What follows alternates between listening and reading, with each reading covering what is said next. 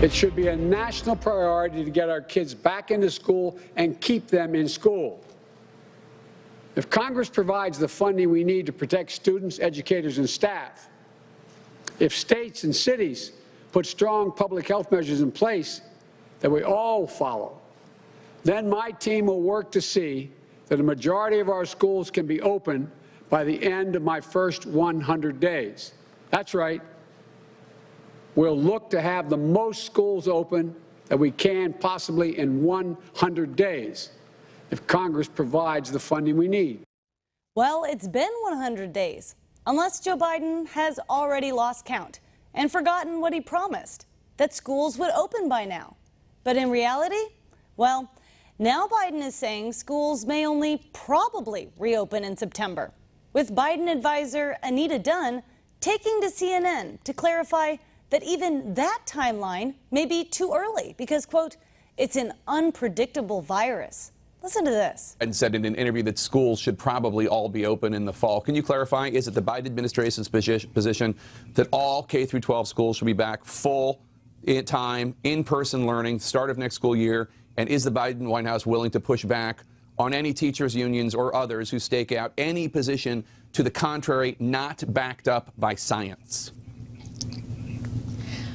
So, Jake, one of the great accomplishments of this administration, and one the president is very proud of, is that 80% of the teachers and school personnel in this country have now been vaccinated. If you recall, a couple of months ago, the president made the announcement that we were going to have a special supply of vaccine dedicated precisely for this reason. Now, he said probably. He didn't say absolutely.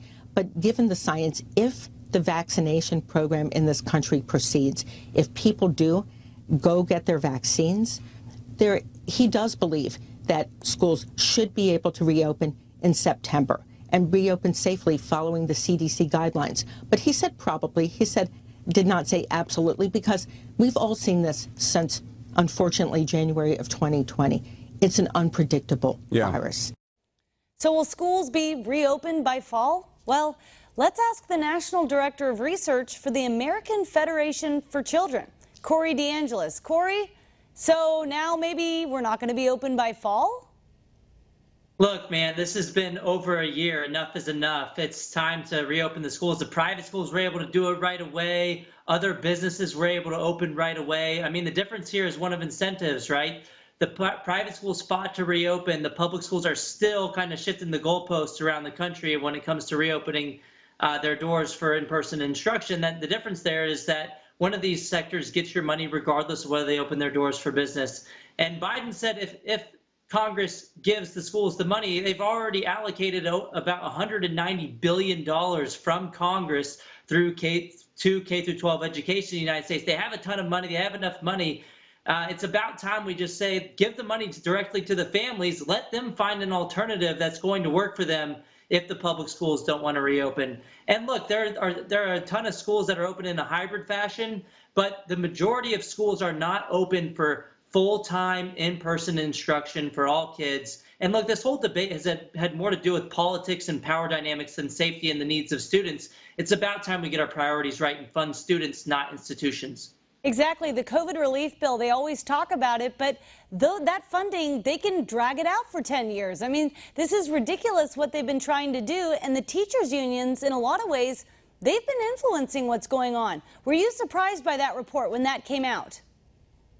I wasn't all that surprised. I was shocked in that it was something that you don't want to see, but it really just confirms what all of us knew all along, that this whole school reopening debate has had more to do with politics and power dynamics than safety and the needs of families. But luckily, the teachers unions have overplayed their hand here and essentially have done more to advance the concept of school choice than anyone could have ever imagined. There are 3 nationwide polls now finding huge upticks in support for funding students directly as opposed to closed institutions. And over 30 state legislatures have introduced bills to fund students directly as opposed to systems. And about a third of those states have already passed these bills through their legislatures. So school choice is on the move, and it's the teachers union's own fault.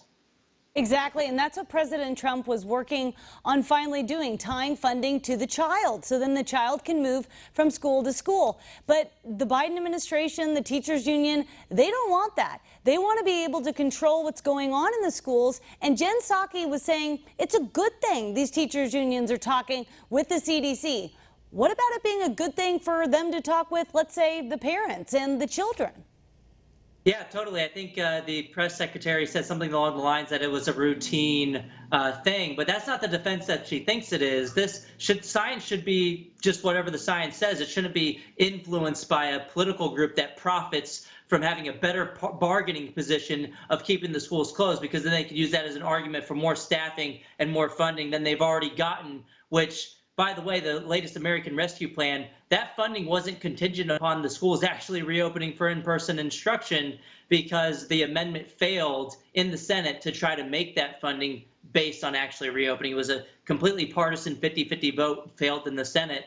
And again, look, but the longer that the teachers unions do this, the better the case is for educational freedom. And families are waking up and they're figuring out that they were essentially powerless over this past year, and they never want to feel like that ever again. And families aren't going to forget what happened to them over the past year. And so they're going to fight for their children's education dollars, and they're going to continue to get educational freedom going forward. And it's been so sad to see the test results coming out from the standardized tests, where it's like in science and math, that's really hard to learn online. You really need to be in person for that. And that's a foundation. This is not just 1 year where, they can bounce back next year. If you have a gap in your education, that could really impact your future.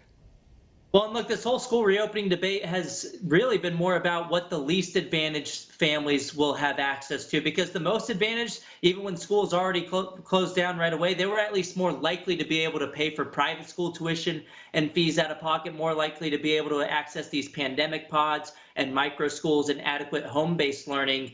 So really, the whole keeping the schools closed has adversely affected the least advantaged in society, and that's absolutely shameful. All families should have access to in-person instruction. All families should have access to private education as well, and the best way to do that is to fund the students directly. Do you think we're going to see reopening in the fall, or do you think we're going to see reopening and then closing?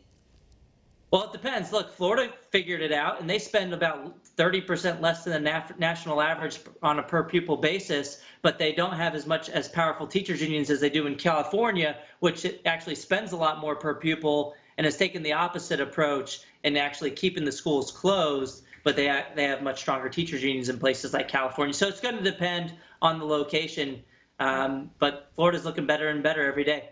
Well, thanks for what you're doing, bringing this to light, fighting for the parents, fighting for the kids, because we have to get the schools reopened. Corey, keep us posted, and we'll see you again soon. Thank you so much. Well, good. Now that we